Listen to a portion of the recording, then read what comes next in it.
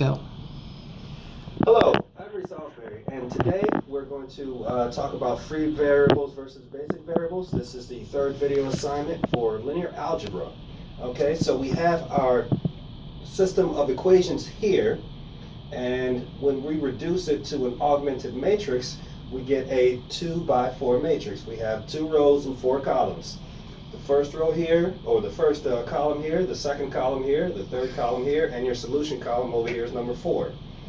Now, when we talk about the difference between basic variables and free variables, the basic variables have one assigned value, and the free variables could be anything that you choose.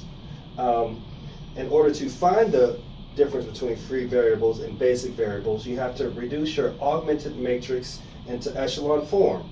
Well, we talked about that triangle last time of zeros, but since this is only a matrix with 2 rows, we're only going to have one single 0 as our triangle. And notice here, in our x column, we have a pivot position. And when you have a column with a pivot position, that means that's going to have a basic variable. So we have our matrix reduced in echelon form, and this is the pivot position for the first column, x1. So x1 is going to be a basic variable.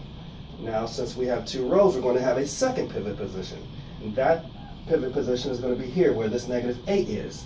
And because that also has a pivot position, we know that our variable for x2 is going to be a basic variable. Well, notice before we get to our solution part, there's another column here, x3. Well, we don't have a third row for x3, so our x3 is not going to have a pivot position, but it's still there as a variable. That is what we call the free variable.